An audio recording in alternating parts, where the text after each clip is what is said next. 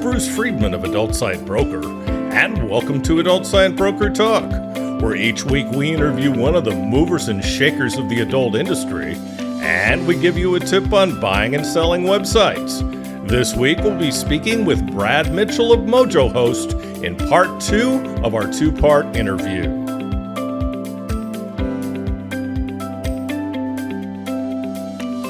We've added an events section on our website. There you can find out about all the B2B events in our industry, and there are discounts on selected shows. Go to adultsitebroker.com to find out more. Speaking of events, I'll be at the XBiz LA show January 13th through the 16th, and I'm looking forward to seeing everyone there and talking some business. Contact me on our website to book a meeting at adultsitebroker.com. To register for the show, go to xbizla.com.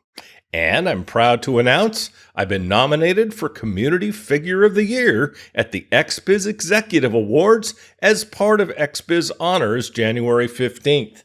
It should be an exciting night, and I hope to see you there. Now time for our property of the week that's for sale at Adult Site Broker. We're proud to offer a white label cam site that's rapidly growing month over month. It's tracking to more than double its business from 2023 to this year. This is an excellent opportunity if you're already in the live cam business or want to enter it. All traffic is either direct or organic. This is excellent for a company with cam traffic or one willing to purchase more traffic for the site. Best of all, the site is easy to maintain. Someone could easily add additional sites through the admin system without doing any more work. This gives you truly passive income with 0 hours required to maintain it.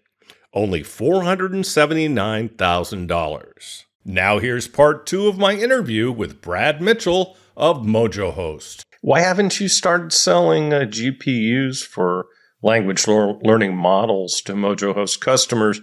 I kind of gather from the call you said you were on today that you're in the process of doing that. So that's a tremendous question. So the answer to that is the economics don't make sense yet. Here's my very high level view on this. So I've been in the web hosting business for 25 years. We're a privately held company, and my sales are north of $10 million a year. So no, we're no Google. We're not that kind of scale, but we're not small either, right? I really do think we run a respectable size business. What's interesting to the stock market, though, isn't hosting companies. It's when you look at like valuations and multiples. It's obviously AI is hot right now. Different solution providers touching that space, either whether they're making the hardware or they've developed the software or they have some other type of solution. They are getting the most attention and the most investment right now. What I believe I've observed is there's been a race of new companies that actually don't function like a traditional web host. So they don't really have servers to sell you and all of that other stuff. But basically, what do they have? They have GPUs and a data center. It's a very thin offering. And some of them are bundling with that smart software that makes it perhaps easier to build and deploy your ideas inside of those workspaces, which is really cool. But that also takes a pretty substantial investment. What I see as my view in the marketplace right now is it's not my moment yet to be having that hardware in stock. Why is that? Because it's not retailing for numbers that are realistic. Only part of the solution is, and the smallest part is honestly ever, what is the hardware cost? With GPUs, like the stuff I was looking at today, I think the precise example was NVIDIA H100 GPUs, and I was looking at a solution where my effective cost per space per GPU was about $40,000. So, it's still quite high. And as I've analyzed, there's a lot of providers out there selling access so you can go and rent a GPU from dozens of different companies and pay by the hour. And I think that the lowest of those retail prices today are currently pretty fair. Like for me, I don't want to productize it and sell it unless I really, truly feel like it's my time and I can do it better and give it an additional value. What I also see is there's a lot of different ways to use this technology. There are a lot of different learning models there's a lot of different GPUs. And so if I go heavy into, say, one GPU model versus or if I have like 2 or 3 or 4 of them in a shopping cart, really what I would see as relevant would probably be like, to go spend about $1 million to buy this stuff.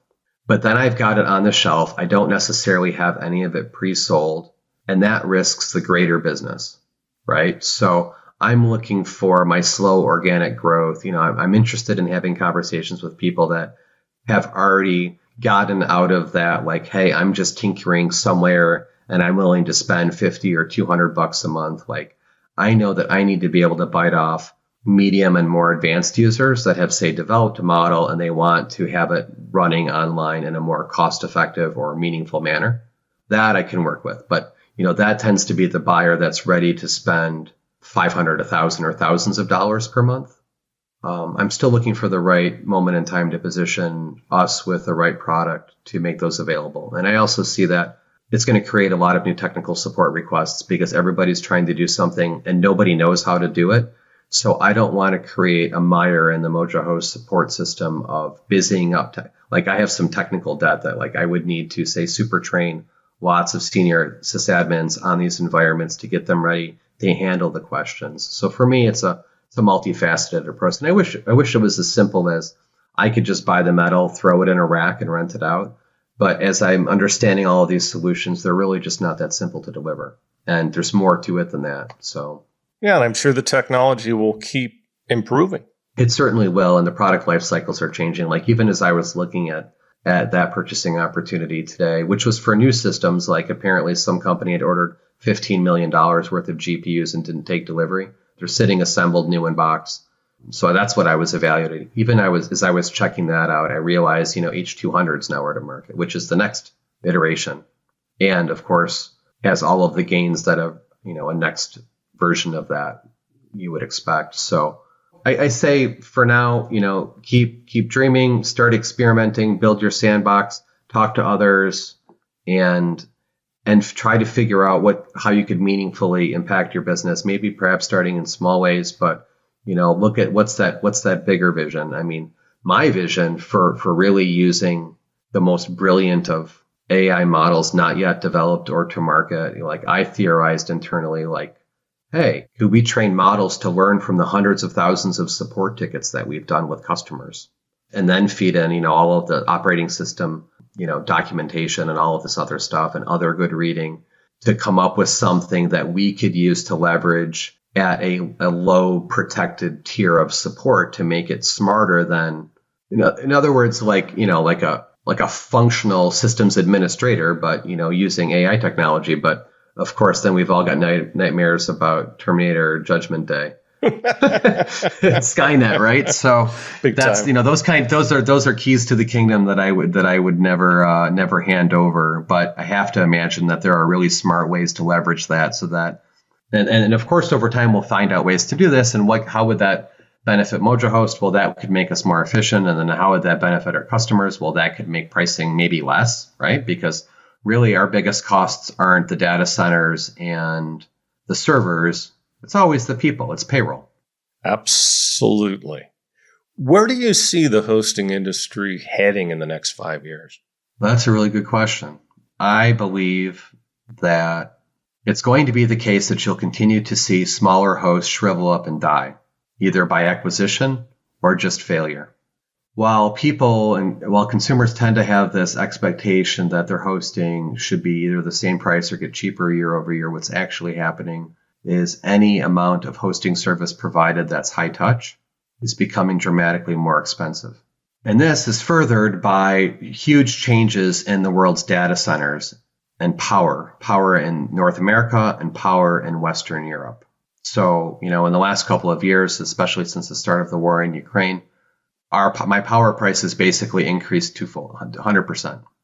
Power prices went up, and then when power prices came back down, I wasn't actually given those discounts back by the data center. They just kept the prices high. Why? Because the data center I'm in Europe, which was originally Dutch-owned, was acquired by a publicly traded American company, which of course is their goal is, as it should be, to squeeze out as much profit as possible. Unfortunately, it doesn't seem that they're running that balance of being reasonable and providing good value to their customers. So the other thing that's happening in data centers worldwide is GPUs are changing the power requirements, which is rendering a lot of data centers incapable of serving the future because they just don't have enough power infrastructure. But besides that, the massive consolidation inside of the data center space globally has increased prices. So what it means is your typical small business owner hosting company that does less than a few million a year in revenue is really not of capable sophistication to figure out, in my opinion, how to survive. So what you have, in the tens of thousands of small hosts and small reseller hosts is you have hardworking entrepreneurs that are operating a small business, much like you might go up to a patisserie at the corner and buy a nice coffee and get a bagel or a croissant that they made there. What you're getting when you're buying from a small web host is somebody that has, when I say small, like I'm talking like they're really small, revenue is less than $1 million. They're working for a job and they're probably not even getting paid as well as I might pay them if they came to work for me, owning their own business, and they're on call 24/7. And it's going to become increasingly difficult for them to be competitive in an ever-changing marketplace. So my observation is when I go out and I surf lots of other sites, because I try to stay aware because I'm always trying to make sure we're providing good value, but I surf everyone else's websites and I look at their shopping carts and I see which products they're offering. And you can really tell that a business is going the way of a dinosaur when they don't have any relevant technology available for sale, like nothing that's been made in the last 2, 3, or 5 years. Or if they're just showing really old CPU models, like to me, that's personally a dead giveaway. So I think it's the case we're going to continue to see small hosts go out of business or become irrelevant or just not be able to survive the grind of that.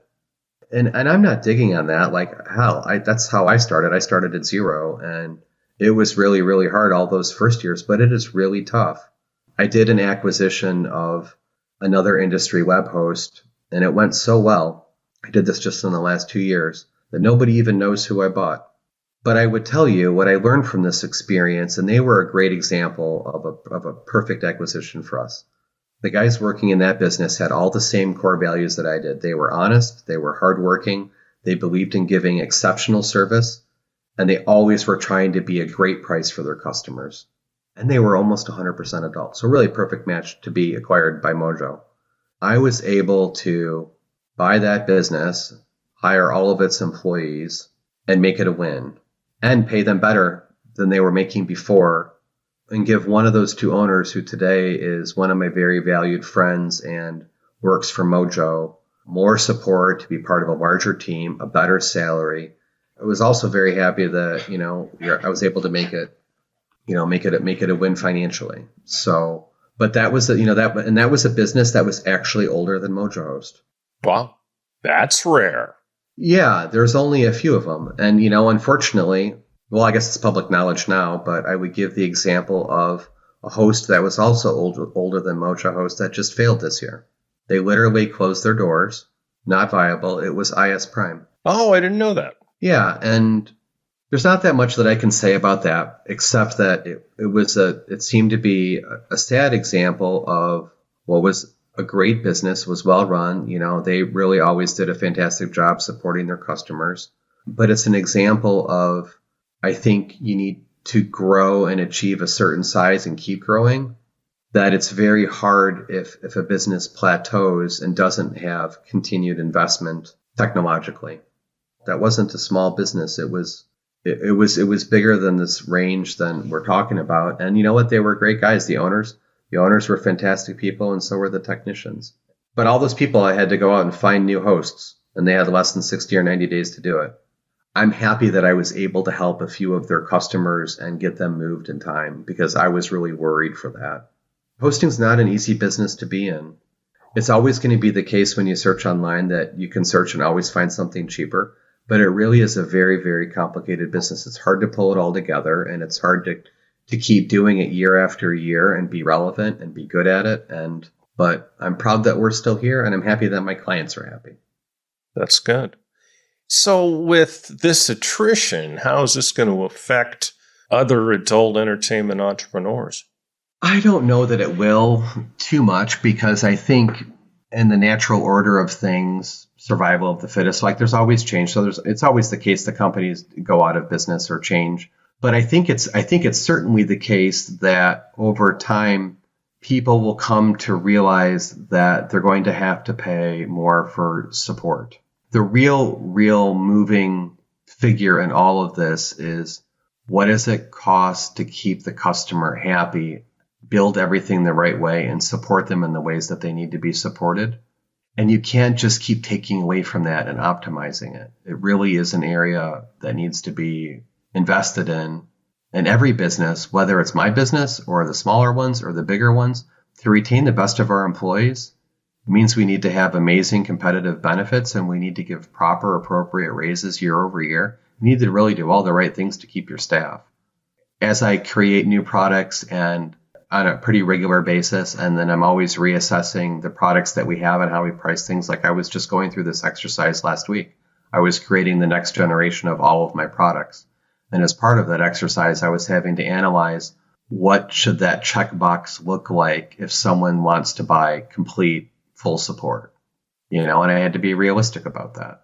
And so I think that, to answer your question, this becomes a challenge for somebody that is really legitimately in business, but wants or needs to pay less than a couple $100s a month. I mean, it depends what level of interaction you need with your web host. But I think it's the case if someone's deriving their full-time income from their websites online.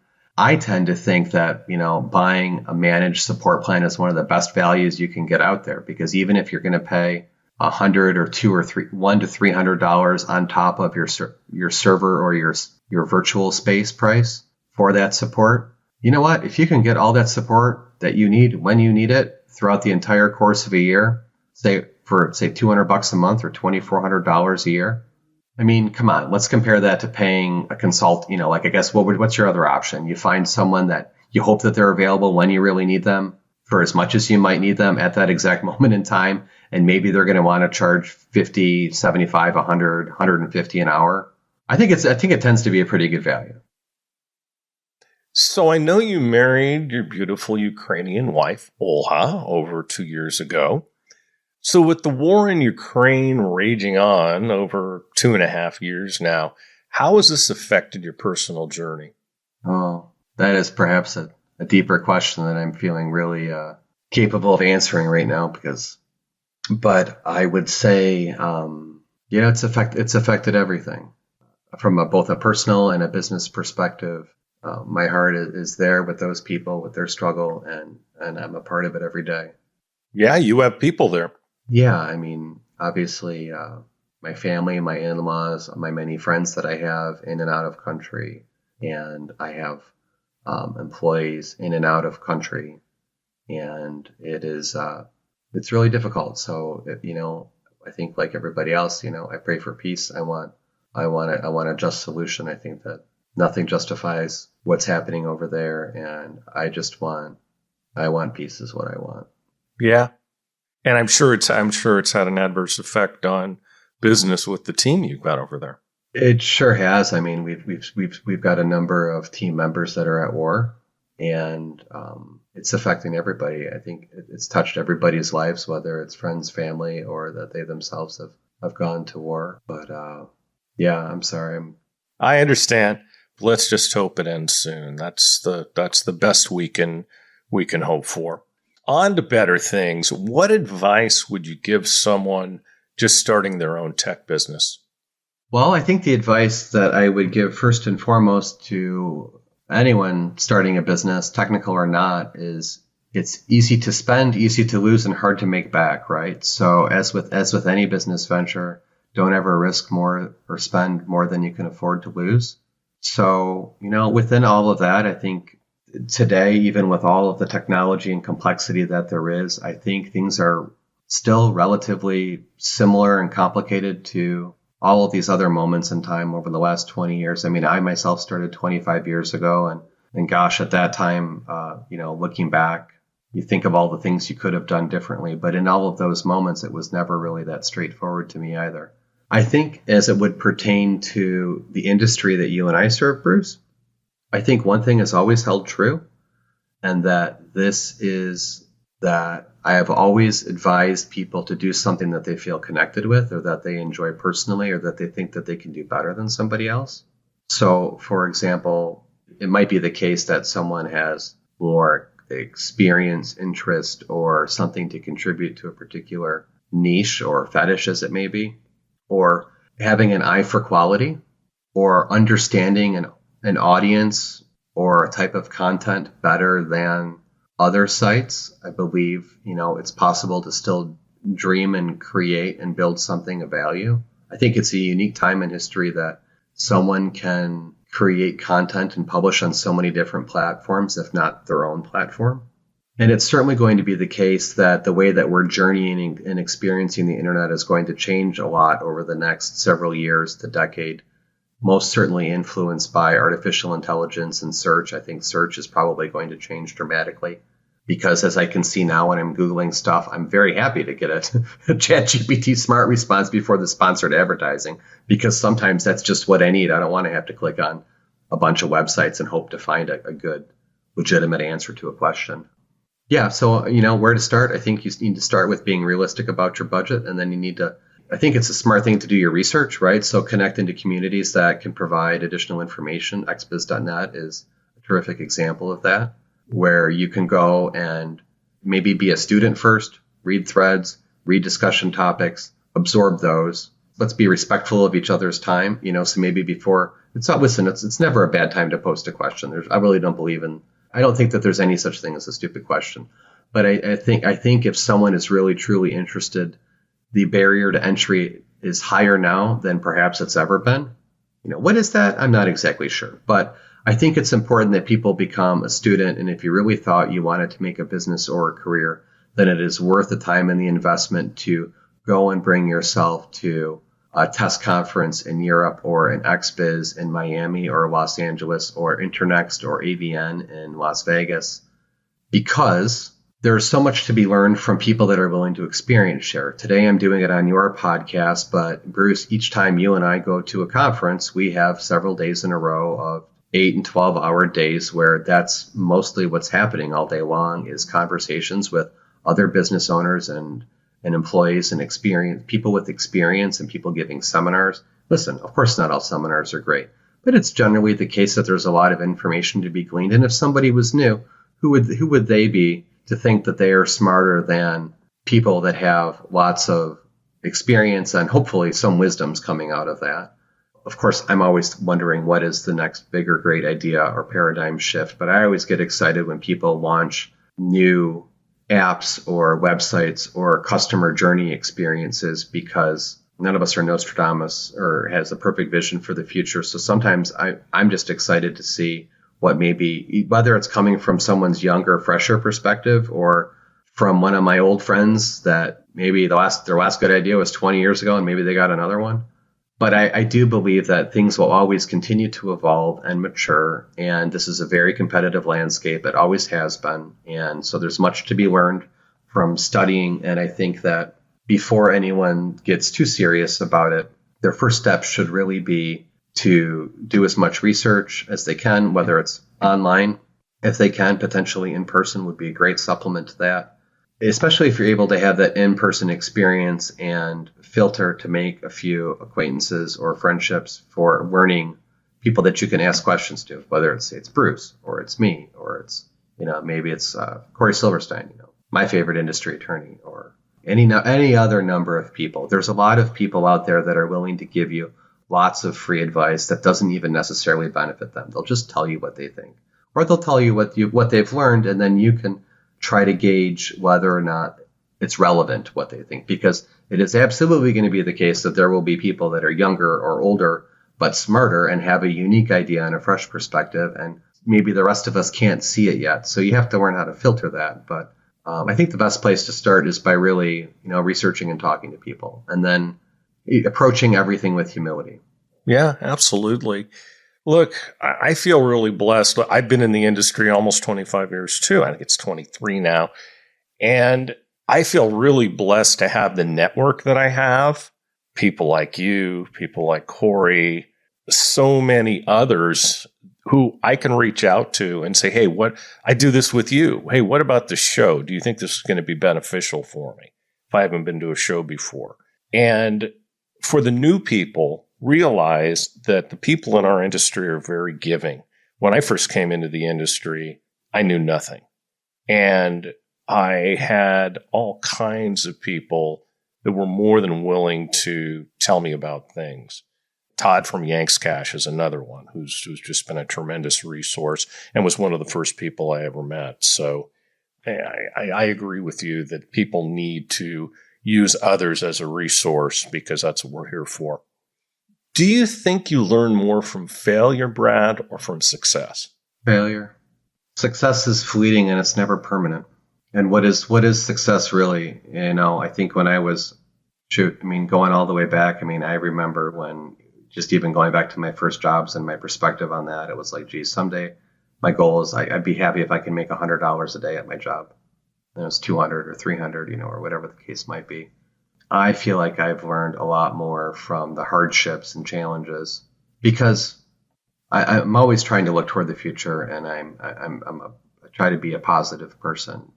I usually am, but my journey has been wrought with personal and professional hardships and lessons. And, none of us really lives entirely inside of one bubble or the other. Like, there's no one who could take an honest inventory and say, well, my personal life doesn't affect my business.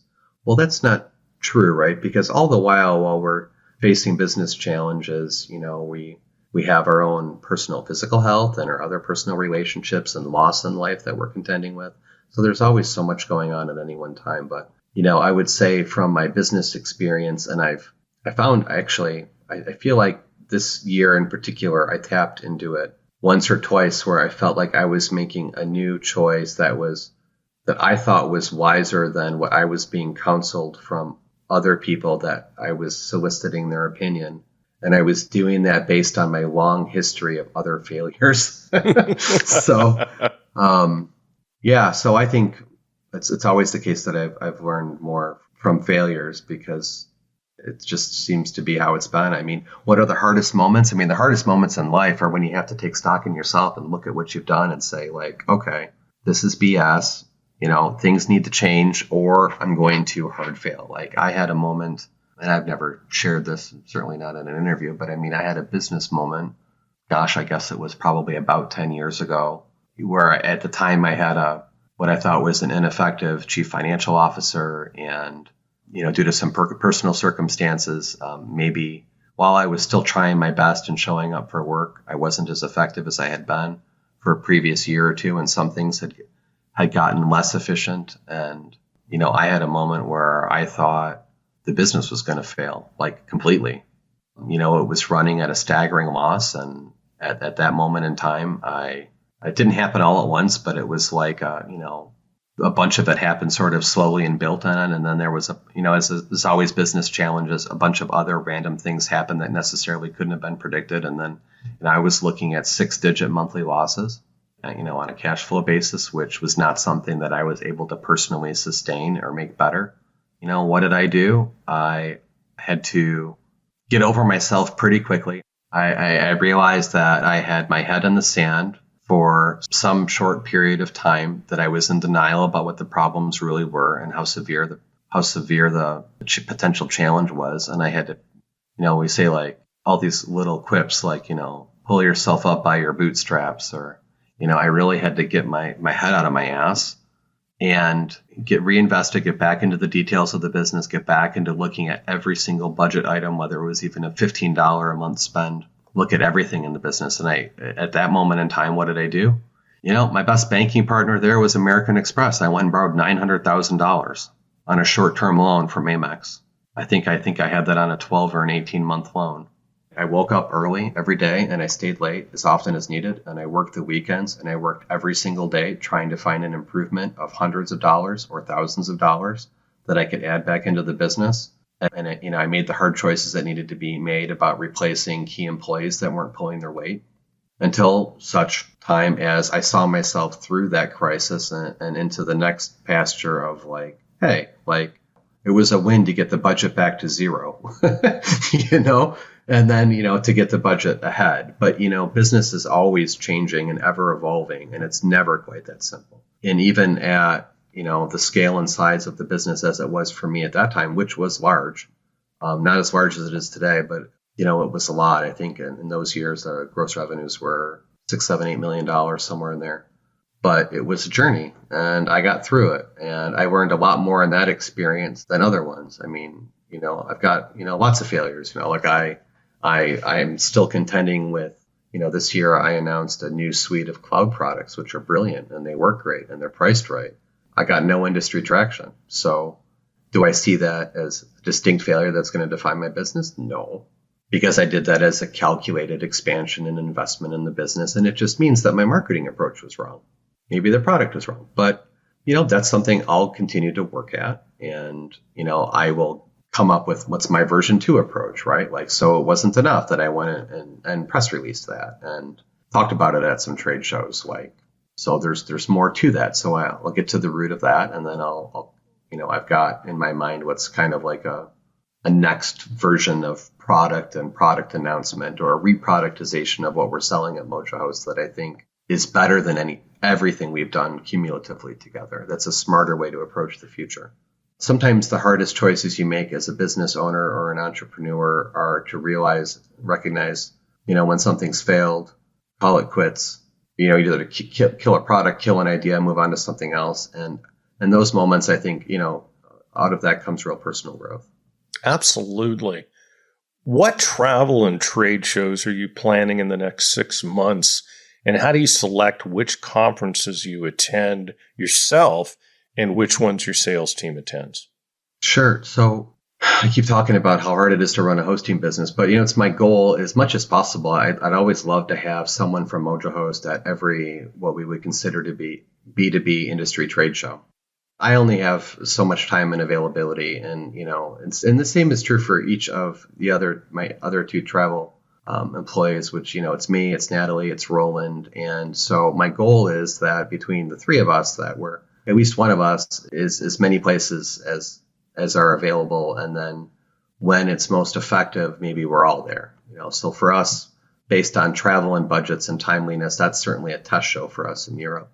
So my 6-month view, I've got Internext and AVN in Las Vegas. I'm going to be personally attending that. I'll also be attending XBiz in Los Angeles in January, and I'm looking forward to the next edition of TESS in Seville, Spain. There are other trade shows. I guess I don't have the full calendar in front of me right now, but it's certainly the case that between Natalie and Roland, I don't know that there are any other shows over in that European geo, but they're likely to be in attendance at other affiliate marketing or adult-related industry trade shows. Mm-hmm. Okay. And finally, how has your approach to marketing and sponsorship changed in recent years? Well, during COVID, I spent a hell of a lot less.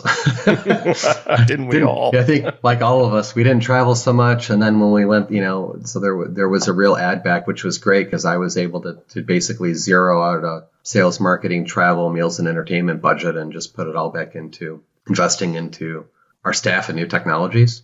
I was able to borrow from that budget, and then when things got normalized again, I sort of started again from zero with a marketing and travel trade show budget. I think for us, my priorities, continue to evolve over time. It's very important to me that we're providing our clients with the best experience and that we're visible and available at the events that matter. So it's always important to me that we are in attendance, and I think sometimes it looks like perhaps a larger sponsor than we really are. So maybe that's by design or my invention, but I'm always trying to be very strategic about how we spend money. I'm less likely to just pay to put our name on stuff and more likely to try to create a more personable experience. Like, for example, I do pretty well with managing a cocktail, Mojohost cocktail hour or evening as it may be, like the early bird at TESS.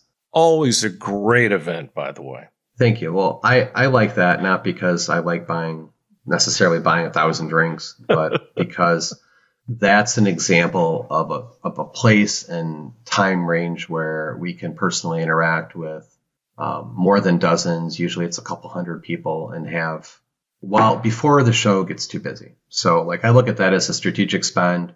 I want to show that, hey, we're still here, we're relevant, we're still participating. I'm not just pulling back our participation to save money and put more money in my own pocket. So I try to make sure that what we're spending is reasonable and makes sense in the scheme of things. I mean, to give you, I guess, a higher level view on that, It is less than 1 to 2% of our gross revenues that we spend in total between all sales, advertising, marketing, travel, trade shows, meals, and entertainment. I think if I said 2% of our revenue, I think I could throw affiliate commissions in there.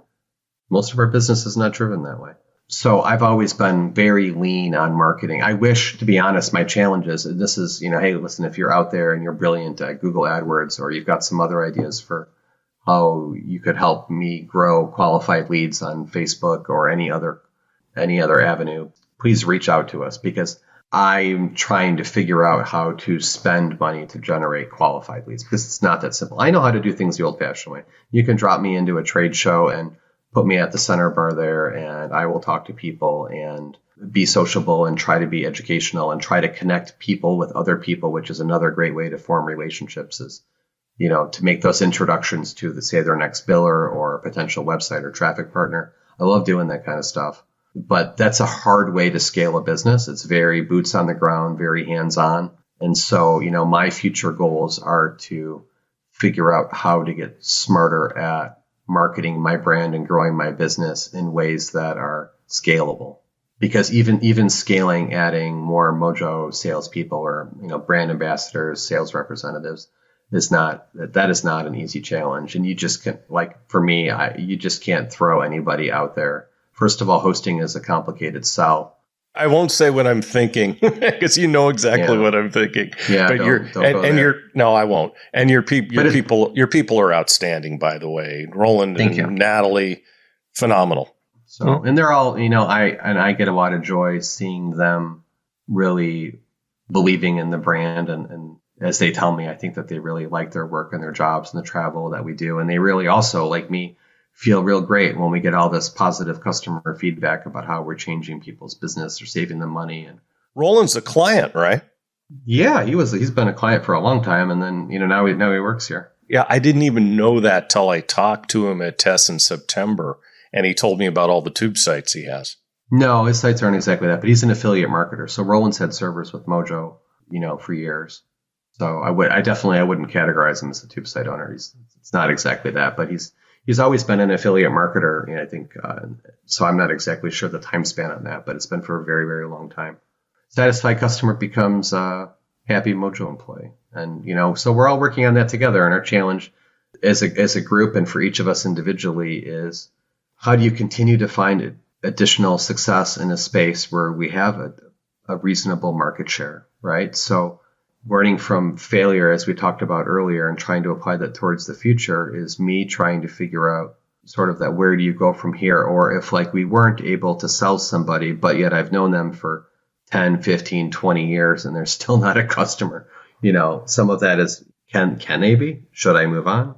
Or is there something we could do different? So we're always trying to take our own inventory and see how can we do better to improve results. Because really, I would say it's even better for the industry. I mean, not just because Mojohost supports the industry, but because I can continue to create bigger and better solutions and share more and give more back the bigger the company gets. Because unlike most other businesses, sadly for me personally, but better for the betterment of all the clients, it's not all going back in my pocket. It's just never been like that. I actually, for most of the last 20 years, I've just been on a pretty static salary. And of course, I'd like a raise, but I really like to tinker and build cool, better things. And I'm real proud of the fact that we built our own data center in the last 5 years and sort of deplatformed ourselves in that way, that we've been able to actually build our own real clouds for storage and for compute. And this gives people a safe place on the internet where they can go and build their website and their infrastructure, and as long as they're doing good, honest business, they don't have to worry about being deplatformed, because at the end of the day, I'm not accountable to shareholders, the stock market, or public views. And this is a safe, reliable place. I'm all in. We have aligned interest. And as more people buy from me, I'm able to do better for more people. It's almost kind of like the idea of a membership club. Weren't you already in the industry before you started Mojohost? I was. I started very green.